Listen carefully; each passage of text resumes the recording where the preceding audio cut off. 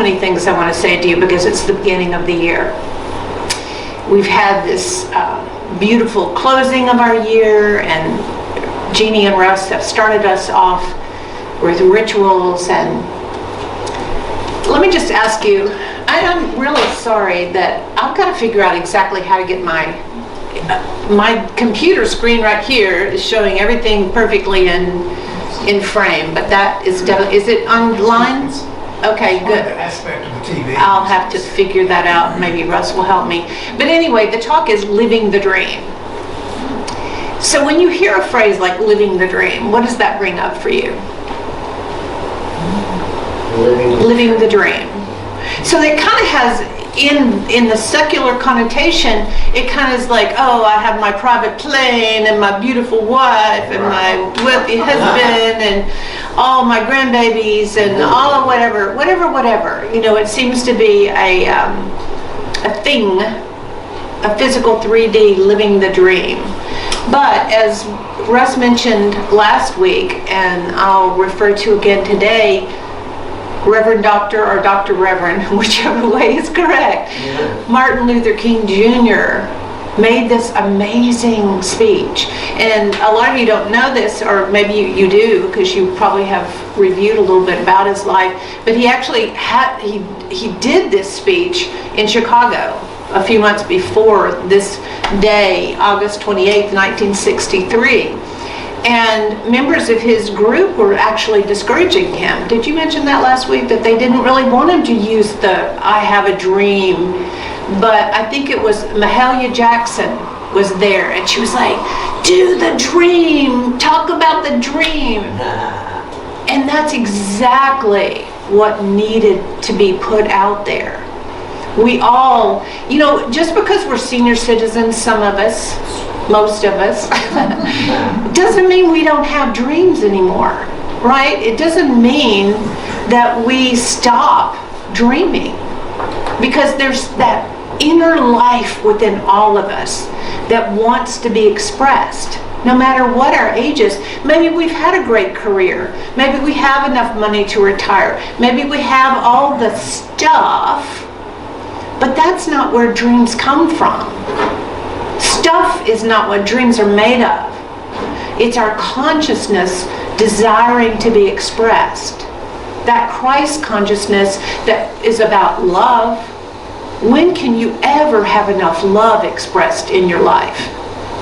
You know, you may have a partner, you may not have a partner. You may have children, you may not have children. You may have a pet.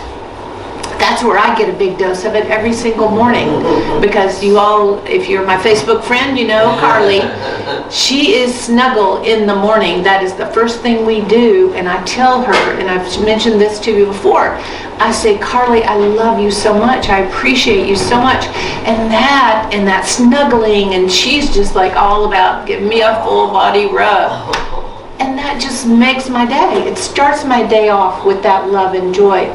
But I have a dream. His dream was not about him. It was about people being equal. He said specifically that people are judged by the content of their character, not the color of their skin. Wouldn't we all like that, right? What's the content of our character today, in this moment? How are we expressing ourselves? Now, we've all made mistakes. We've all done things. Our characters maybe been a little fringed around the edges sometimes, but the character within, the truth of our Christ nature, that loving nature that exists within us, never leaves us, no matter what our choices are. So he called it dream. Sometimes we call it vision. And sometimes we call it purpose. Now, we did actually see our dream board over here, vision board that we all collectively put together. I don't know if anybody's looked at it since then, that day that we did that. Susan Julie Gonzalez led us in that activity. It has a lot of things on here that we wanted to express as a community. There's a, Dr. Tara Swart is a brain scientist. She has an amazing book called The Source, where she brings together what's commonly referred to as principles of law of attraction and brain science, and proves why those methods work based on brain science. But she says, yeah, every year she makes a vision board, but she calls it an action board. So along with your vision of what it is that you'd like to express in the world or see expressed in the world, you need to have some actions that line up with that. We know that when we do a strategic plan, right? I don't know when we've done one for the community here in a long time, but if you've been in a business environment, you know you start every year. You either re-up on your existing vision and mission and your planks, how you're going to express that, or you tweak it, you work on it. And those things should be done regularly as a community, but we should also be doing them individually. How do I want to show up this year? Who do I want to be? How do I want to be perceived? It's not about changing myself so you'll see me differently. It's about being myself so that you can see me. Because I know we've all been, I know I have plenty of times because of stress or whatever's going on, I've done things that weren't expressing the truth of my being. So if we take our time and we decide who we want to be, then we're more likely to express that. So where does this dream come from? Where does it come from? Any ideas? It's already in your heart, right? It's that good in the universe that we call God, because we don't have a better word, right? We don't have a word. I love the Native American term, the great mystery. I love the Tao, because it's the Tao, which is the presence or the substance, as Charles Fillmore, one of our founders, called it, substance. You know it's always there. And the day is when it's in activity in the world. So it's the Tao day. So it's there, but how does it become activity in the world? Through our thoughts, through our words, through our actions. We are the expression of that which we call God in the world. That's our second principle. God is, I am, I think, I pray, I do. That's our 5 principles in a nutshell. So we need to get still and we need to be present. Oh good, you can see most of that. I'm sorry. So having purpose frees us from the enslavement of our own minds. You know what I mean by that? What enslaves us in our own minds? Beliefs, yeah. Because your thoughts come from those beliefs. And beliefs, as most of us know who we've studied any kind of self-help or psychology, Betty knows this because she works with people, those beliefs come in early days. And then they're reinforced. And who gave us those beliefs? Our parents, our siblings, our community, our teachers, our society. We have race consciousness. That was one thing that Martin Luther King wanted to change, is the race consciousness, that somehow some human beings were less than other human beings.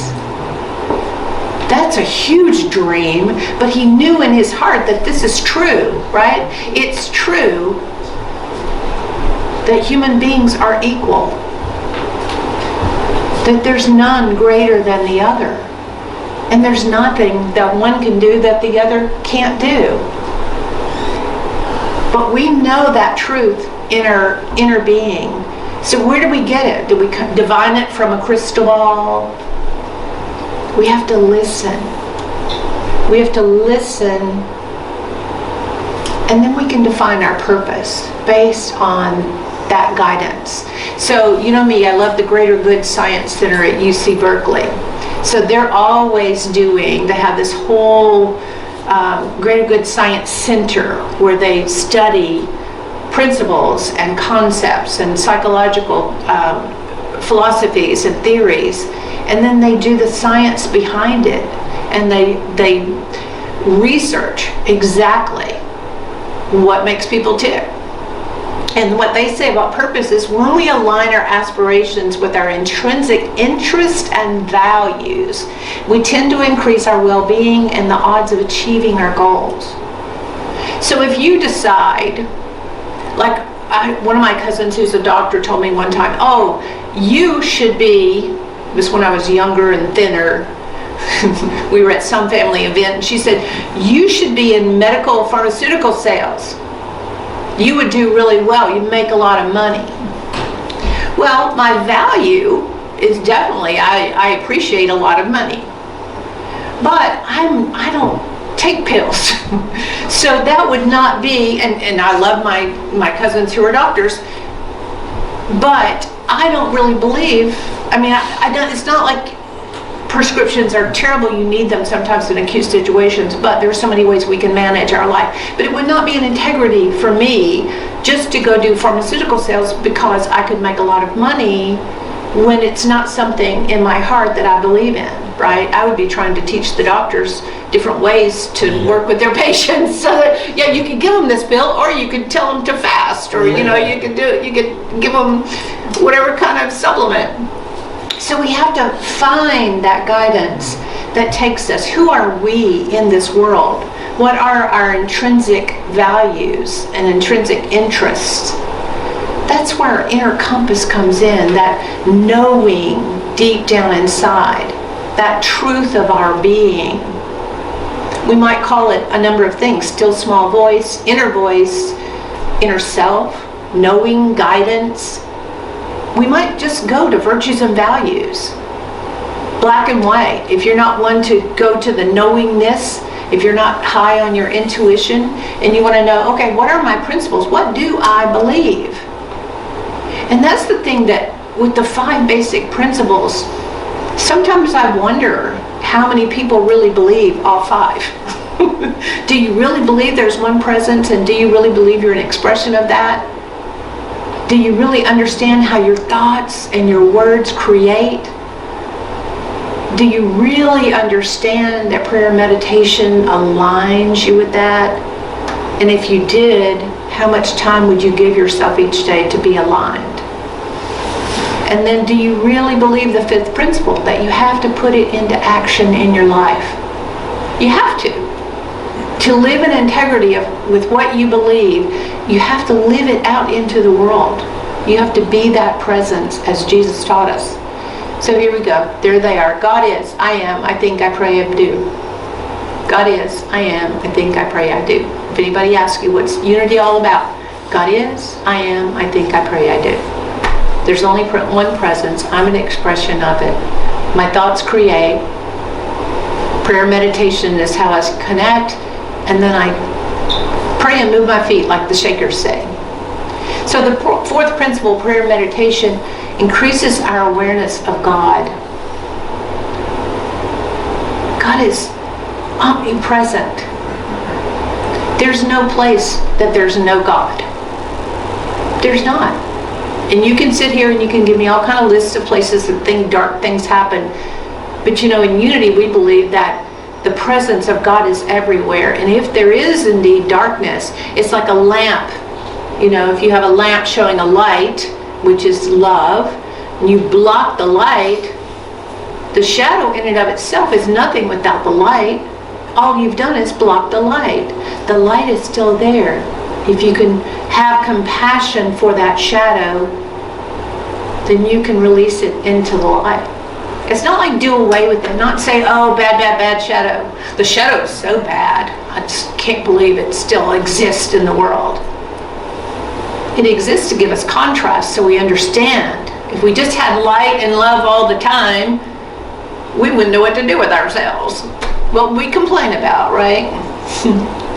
So Eric Butterworth, in a series of essays, so I found this, Jeannie and Rush, you'll know, truthunity.net, and Mark Hicks manages.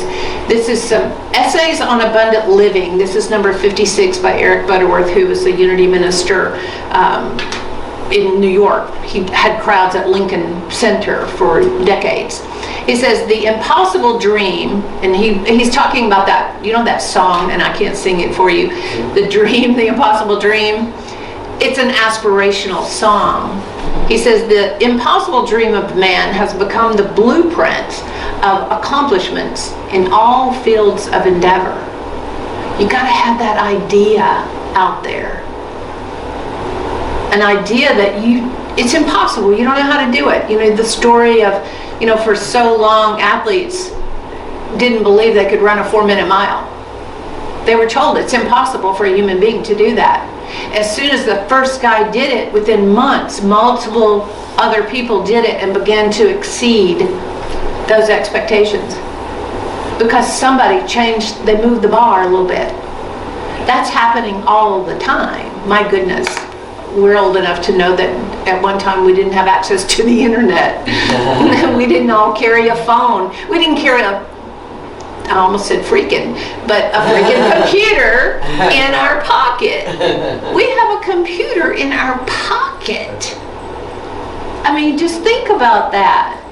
When you were 20 years old, some of you, that wasn't so long ago, but for most of us, it was a little bit a while ago. So just this is the blueprint of that amazing thing. He says, as we discover more of our divine potential, we realize that Jesus did what he did because he transcended the impossible and touched the dimension of life where all things are possible. Because he looked to the lame, he looked to the dead, and he said, get up, be healed. And because people believed in him, he believed, he knew the truth that was there. He knew the wellness in every cell of the body, and he claimed it. That's why he taught us so well to claim, to claim. I love this. So I made this picture more modest, but this is the David, right? The carving of David by Michelangelo. He said, I created a vision of David in my mind and simply carved away everything that was not David. So he didn't try to build David, he took away everything that wasn't David. So think about that as far as yourself. If I take away everything that's not Beverly in her divine nature, with her divine potential, with divine intelligence and divine guidance available to me, I'd get rid of a lot more junk. I'd get rid of a lot of junky thoughts, right? I would make better choices, and I'm trying to do that this year with the sugar thing and other things, to make different choices so that my body can know at the very center of it, combined with my soul's truth, who I am in the world. How do I want to show up? How do I want to be? How can I be on purpose? So that's what we did. Russ led us in the burning bowl. That ceremonially allowed us a moment to release. And if you don't feel like you did everything you need to do in that moment, that Sunday, do it again. Do it again. Find yourself a little place with a little bowl that you can burn, and just go through and write down things that you're ready to let go of, so that you let those things fall away, just like Michelangelo. Knock away everything that's not David. Knock away everything that's not Beverly in her divine potential. And then the next thing we did with Jeannie was the white stone ceremony. Then we're taking on that new self. We're taking on, what do we want for this year? My word is joy. I hesitate to tell you what my word was last year. Did I already tell you? Some of us, you did, yeah. It was home. Oh, wow. I know, see. So now you think something terrible is going to happen. Craig, my house was hit by the trees from the tornado, and I'm still not living in it. My word was home. Oh, wow. However, here's the thing. Huh? It wasn't house, it was home. It was home. And home is not the house. That's right. And that is what and I lived in my house in Dallas for 22 years. I like a nest. I like a home. But even those 6 weeks that I was in hotels and in people's guest rooms and on the couches, I hadn't had to be like that. Well, I don't think I ever did that. I didn't couch surf even in my 20s. I always had a place that was my nest. But home is not the building that you live in. And my home's going to come back together. It will, the house.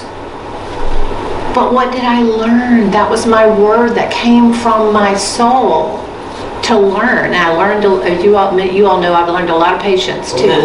So that word means something, and my word this year is joy. Now I've had a goal to find more joy or to be more joy in the world, but it's never come to me as my word of the year. So this year I'm excited to see what that's going to look like. Where is all my joy going to come from? It's going to come from within first, right? That's the truth of it. It has to start. That inner knowing has to come from, and we have to express it. And our word for the community, did you give them that? Either one of you? The word we talked about in the board meeting? I haven't mentioned it, but I thought it was embrace. Embrace. Embrace. That's our word for the whole community. Embrace. So combine that. Embrace joy for me. Anybody else want to share? Embrace. Okay, whatever. So in the Greater Good Science Center that I referred to earlier from Berkeley, California, UC Berkeley, they say there are steps to finding your purpose. Now, these are not necessarily spiritual steps, but you can make them spiritual. Begin with your strengths rather than your weaknesses. We talk about affirmations and denials. If we focus on our strengths, it's not arrogant. It's not egotistic. It is truth of who we are. What is our strength in this world? And how can I express that more fully? That will help me find my purpose. And then step 2 is think about what makes you feel alive or at peace. We know that thoughts are energetic. This is Dr. Joe Dispenza talks about this, and he's measured it all on an electro whatever's. But emotions, the feelings, are magnetic. So have your thought about what your purpose is, and then feel it, because it's magnetic and it draws into you ways in which you can express that purpose. You don't even know all the different ways that you can find to express that truth of who you are. You just have to let it move. Let it move through you and into the world. And then step 3, they say set an aspiration or a vision or a dream or a purpose for how you'd like to live.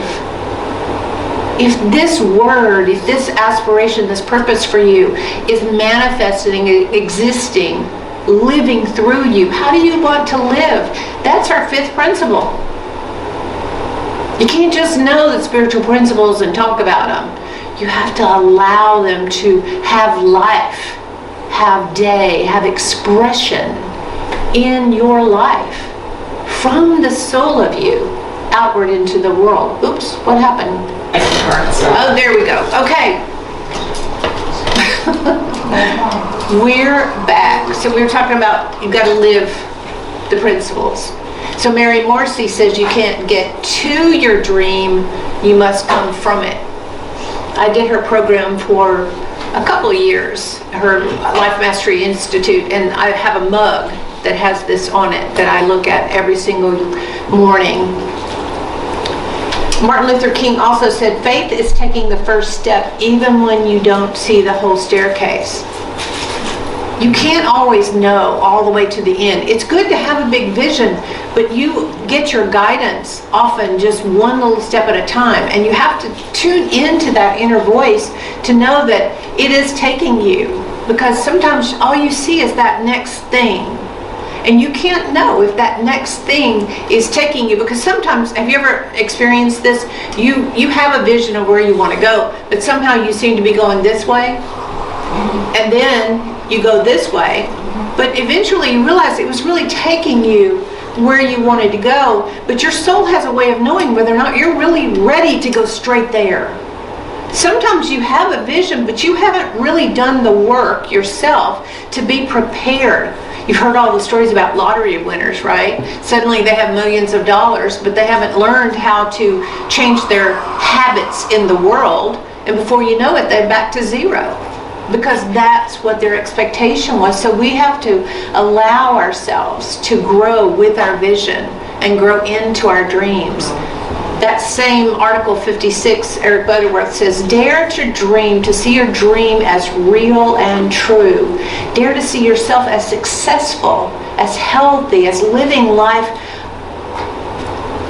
life of love and fulfillment. And with your patience and constant loving entertainment of the dream, you will see it come forth into manifestation. But you have to stay with it and let it evolve and unfold for you. Let your passion guide you.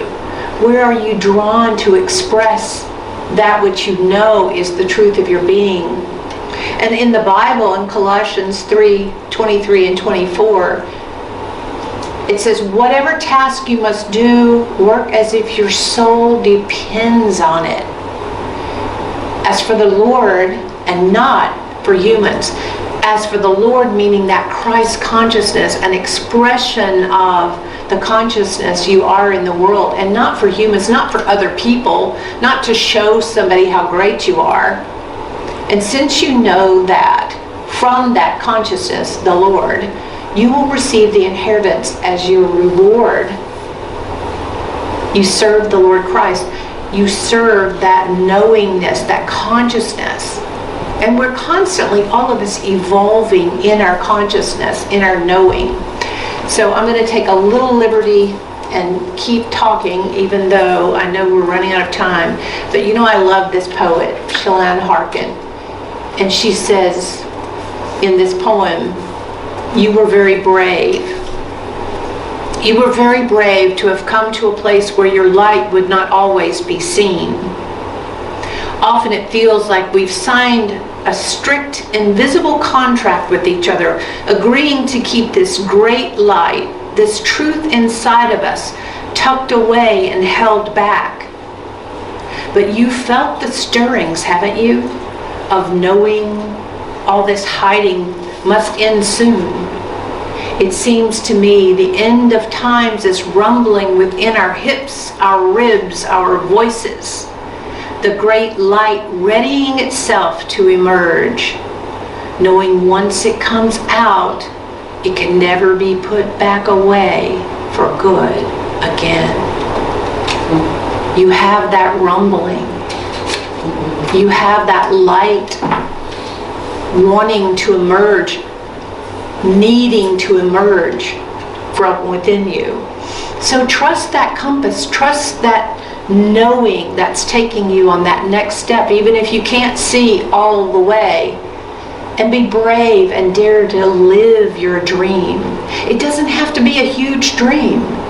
You don't have to dream of changing society. You can dream first of changing yourself and the world in which you live. So I'm going to play for you. Where did I put that song?